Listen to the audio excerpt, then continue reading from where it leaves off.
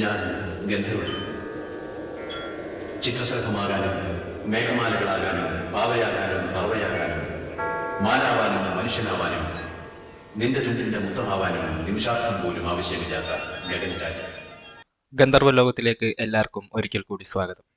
നമ്മുടെ ഇന്നത്തെ പരിപാടി ഈ കാണുന്ന ഏരിയയിൽ ഇതുപോലൊരു സ്ലൈഡിംഗ് ഡോർ പിടിപ്പിക്കലാണ്. ഈ പറഞ്ഞ ഡോർ പിടിപ്പിക്കാനുള്ള സ്ലൈഡിംഗ് ഡോറിൻ്റെ റെയിലും കിറ്റും പാർട്സും എല്ലാം നമുക്ക് ആമസോണിൽ നിന്ന് മേടിക്കാൻ കിട്ടും. അതിൻ്റെ ലിങ്ക് ഞാൻ താഴെ കൊടുക്കുന്നുണ്ട്. അപ്പോൾ അതിൻ്റെ ഡീറ്റെയിൽ എടുത്തു നോക്കിക്കഴിഞ്ഞാൽ നമുക്ക് ഏതളവിലാണ് ഡോർ പാനൽ ഫിനിഷ് ചെയ്തെടുക്കേണ്ടതെന്നുള്ളത് അതിൽ കൊടുത്തിട്ടുണ്ടാവും. അപ്പോൾ അത് പ്രകാരം നമ്മൾ ഏതെങ്കിലും ഒരു മരപ്പണിക്കാരൻ്റെ അടുത്ത് ചെന്നിട്ട് ഡോർ പാനൽ നമ്മൾ ചെയ്തെടുപ്പിക്കണം. സാധാ ഈ സ്ലൈഡിംഗ് ഡോറിൻ്റെ കിറ്റ് വരുന്നത് ഒരു 2 മീറ്റർ ഹൈറ്റ് 1 മീറ്റർ വിട്ടുള്ള സാധാ ഡോറിൻ്റെ ഒരളവിലുള്ള ഒരു റെയിൽ കിറ്റായിരിക്കും നമുക്ക് കിട്ടുക. ഏകദേശം അതിനൊരു 150 കിലോഗ്രാം വെയിറ്റ് വരെ എടുക്കാൻ പറ്റും. പിന്നെ ചെറിയ ഒരു വ്യത്യാസം എന്താണെന്ന് വെച്ചിട്ടുണ്ടെങ്കിൽ ഡോറിൻ്റെ ഓപ്പണിങ്ങിൻ്റെ ഹൈറ്റിനേക്കാളും ഒരു 4 സെൻറ്റിമീറ്റർ ടോപ്പിലോട്ട് ഓഫ്സെറ്റ് ഇട്ട് കൊടുക്കണം ഫ്രെയിമിന്. എന്നാലാണ് ആ ഡോറ് റെയിലിൽ കൂടി ഹാങ് ചെയ്ത് ഓടുമ്പോൾ ഓപ്പണിങ് കറക്റ്റായിട്ട് കവർ ചെയ്ത് പോകുള്ളൂ. ഇവരുടെ ഐറ്റം ഡിസ്ക്രിപ്ഷനിൽ എല്ലാ കാര്യങ്ങളും കൊടുത്തിട്ടുണ്ടാവും. ഫിക്സ് ചെയ്യാനുള്ളതും സ്ക്രൂ ചെയ്യാനുള്ളതും എത്ര അളവിൽ ഡോർ പാനൽ പണിയണം അങ്ങനെയുള്ള എല്ലാ സകല ഡീറ്റെയിൽസും ഇതിൽ കൊടുത്തിട്ടുണ്ടാവും. പിന്നെ ഇവരുടെ ഫിഗറിലാണെങ്കിൽ ഡയറക്റ്റ് ചുമരിലോട്ട് ഫിക്സ് ചെയ്യുന്ന രീതിയിലാണ് കാര്യങ്ങൾ കാണിച്ചിട്ടുള്ളത്. അത് ഓൾമോസ്റ്റ് സേഫാണ്. എന്നാലും നമ്മൾക്ക് ഒരു മരത്തിൻ്റെ ബേസ് പ്ലേറ്റ് അല്ലെങ്കിൽ ഒരു ബേസ് പ്ലാങ്ക് കൊടുത്തിട്ടുണ്ടെങ്കിൽ കുറച്ചും കൂടി സ്ട്രോങ് ആയിട്ട് ഈ ഡോറ് നമുക്ക് ചുമരയിൽ ഫിക്സ് ചെയ്ത് നിർത്താൻ പറ്റും. അല്ലാന്നുണ്ടെങ്കിൽ ഇപ്പോൾ വാളിൽ ഡയറക്റ്റ് ഫിക്സ് ചെയ്യുകയാണെങ്കിൽ അത് ഡിസ്ലൊക്കേറ്റ് ചെയ്യാനും ഡാമേജ് ആവാനുള്ള ചാൻസ് പെട്ടെന്ന് കൂടുതലാണ്. അപ്പോൾ ഏറ്റവും സേഫ് ഒരു വുഡ് പ്ലാങ്ക് ബേസ് പ്ലേറ്റ് പോലെ കൊടുത്തിട്ട് അതിൽ ഈ റെയിൽ ട്രാക്ക് പിടിപ്പിക്കുന്നതാണ് ഏറ്റവും നല്ലത്. അങ്ങനെ ആമസോണിൽ സ്ലൈഡിംഗ് ഡോർ കിറ്റ് ഓർഡർ ചെയ്തതിന് ശേഷം അതെന്തായാലും വരാൻ ഒരാഴ്ച എടുക്കും. അപ്പോൾ ആ സമയം കണക്ക് കൂട്ടി അതിൽ ഡിസ്ക്രിപ്ഷനിലെ കണക്കും കാര്യങ്ങളും എല്ലാം കൃത്യമായി പഠിച്ച് തൊട്ടടുത്തുള്ള ഞങ്ങളുടെ നാട്ടിലെ പണിക്കാരൻ സുബ്രുചേട്ടൻ്റെ അടുത്ത് ഡോർ പാനലും ബേസ് പ്ലാങ്കും പണിയിക്കാനായിട്ട് സമീപിച്ചു. പുള്ളി നമുക്ക് കൃത്യസമയത്ത് തന്നെ സംഭവം പണിത് സെറ്റ് ചെയ്ത് തന്നു. അപ്പോൾ ഏകദേശം ഒരേ സമയത്ത് തന്നെ നമുക്ക് സ്ലൈഡിംഗ് ഡോർ കിറ്റും ഡോർ പാനലും ബേസ് പ്ലാങ്കും എല്ലാം ശരിയായി കിട്ടി. ഡോറ് പോളിഷിങ്ങിനും മറ്റുമായിട്ട് പോർച്ചിൽ ഇങ്ങനെ ഒരു ഏരിയ ക്ലിയർ ആക്കി എടുത്തിട്ട് ആദ്യം കിട്ടിയപ്പോൾ ഉള്ള കോലം ഇങ്ങനെയായിരുന്നു. അതിലെ പൊടിയും കാര്യങ്ങളൊക്കെ ഒന്ന് തട്ടി വൃത്തിയാക്കി ടെർമിനേറ്റർ അടിക്കണമെങ്കിൽ ഒന്ന് ടെർമിനേറ്റർ അടിക്കാം. വിഷം അടിച്ചിട്ടുണ്ടെങ്കിൽ മരത്തിൻ്റെ ലൈഫ് ഒന്ന് കുറച്ച് നീട്ടി കിട്ടും. അതിനുശേഷം നമ്മൾ ചെയ്യാൻ ഉദ്ദേശിക്കുന്നത് മരത്തിന് അതിൻ്റെ നാച്ചുറൽ കളർ പ്രൊട്ടക്ട് ചെയ്തിട്ടുള്ള ഒരു ഫിനിഷിങ് കൊടുക്കാനായിട്ടാണ്. നമ്മൾ പടത്തിൽ കണ്ട പോലെ ഉള്ളതായിരിക്കില്ല.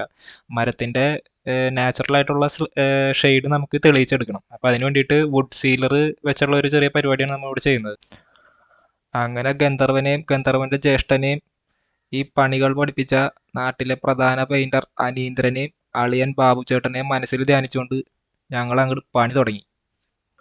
ഗന്ധർവൻ അവിടെ ടെർമിനേറ്റർ അടിക്കട്ടെ. അപ്പോഴത്തേക്കും നമുക്ക് ഫിനിഷിംഗ് വർക്കിന് വേണ്ട മെറ്റീരിയൽസ് എന്തൊക്കെയാണെന്ന് ഒന്ന് പരിചയപ്പെടാം.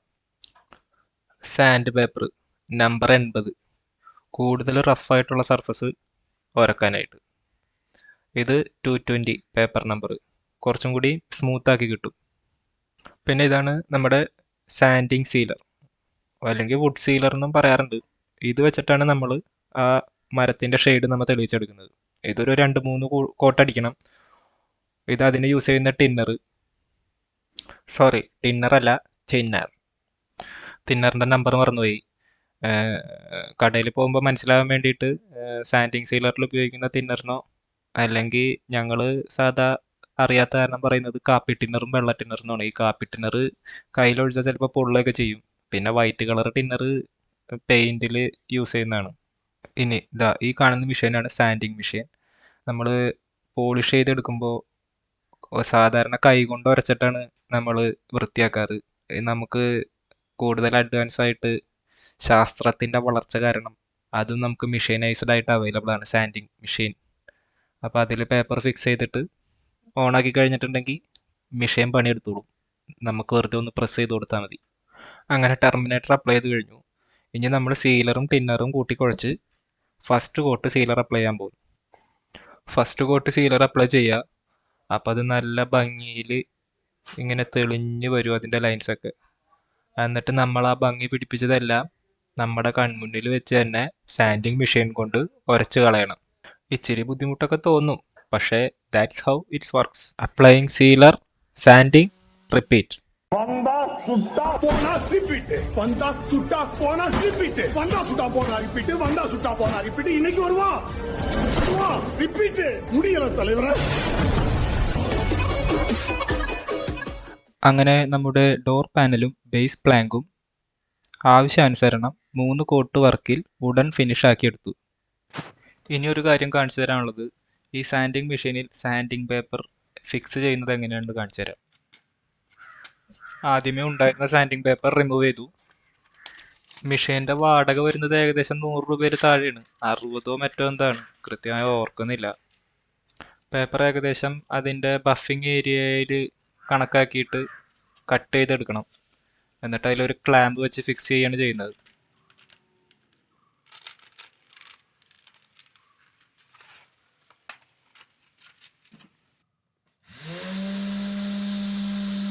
ഏതാണ്ട് ഫസ്റ്റ് ഹാഫ് വർക്ക് തീർന്നിട്ടുണ്ട്. അതിനുശേഷം മാതാശ്രീ കൂന്തളും ചോറും റെഡിയാക്കിയിട്ടുണ്ട്. അത് കഴിച്ചതിന് ശേഷം ഞങ്ങൾ സെക്കൻഡ് ഹാഫ് വർക്കിലോട്ട് കടന്നു.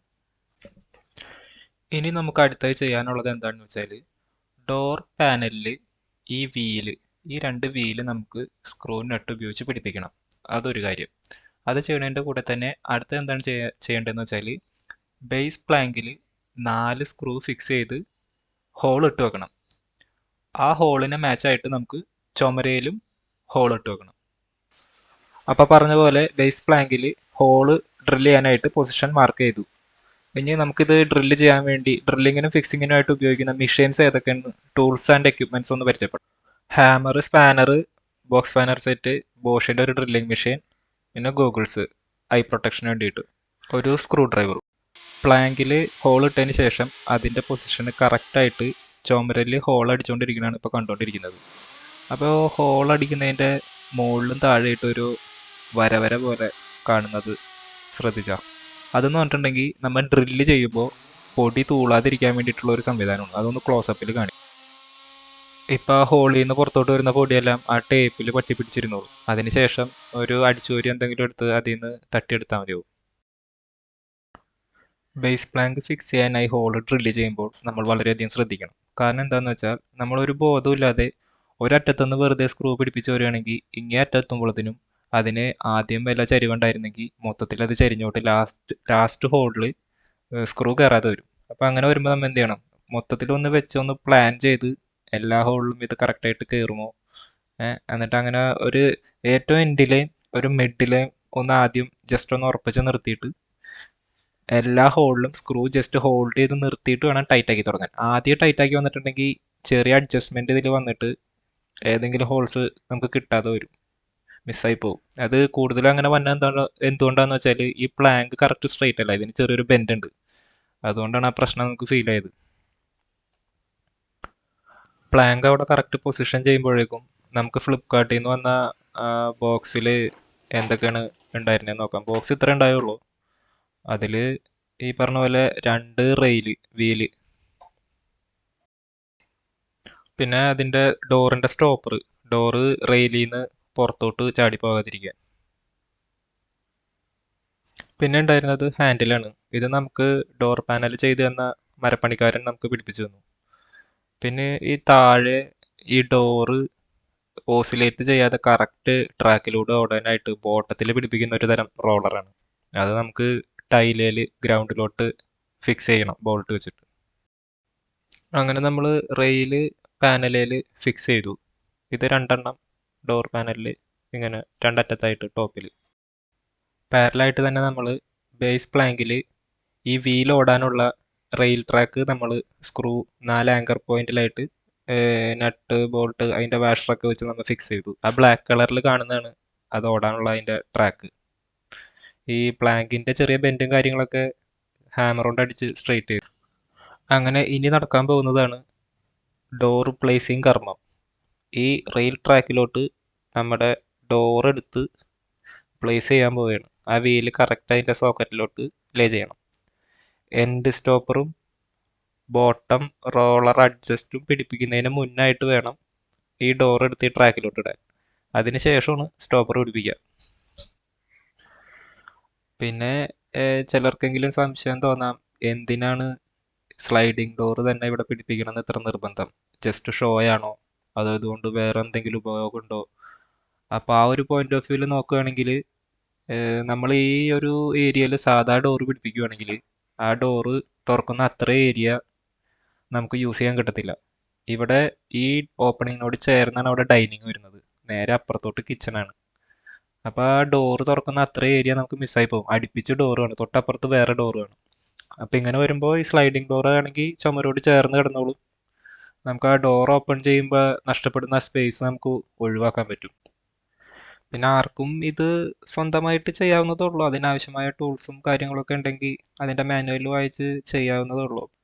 അങ്ങനെ ഗന്ധർവനും ജ്യേഷ്ഠനും മാതാശ്രീയും കൂടി കൂട്ടായ പരിശ്രമത്തിൽ ഡോറ് പ്ലേസ് ചെയ്തിരിക്കുകയാണ്.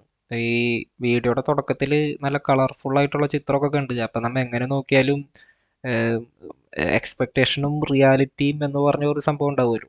അപ്പോൾ എക്സ്പെക്റ്റേഷൻ നമ്മൾ തുടക്കത്തിൽ കണ്ടു, നമുക്ക് റിയാലിറ്റി എങ്ങനെ ഒന്ന് കാണാൻ പോകുന്ന നിമിഷത്തിലോട്ട് അടുത്തുകൊണ്ടിരിക്കുകയാണ്. അങ്ങനെ ഡിപ്ലോമ ഇൻ സിവിൽ എഞ്ചിനീയറിംഗ് ഉള്ള ഗന്ധർവന് സെൽഫ് റെസ്പെക്റ്റ് തോന്നി ആകാശം മുട്ടിയ ഒരു നിമിഷം വരുന്നത്.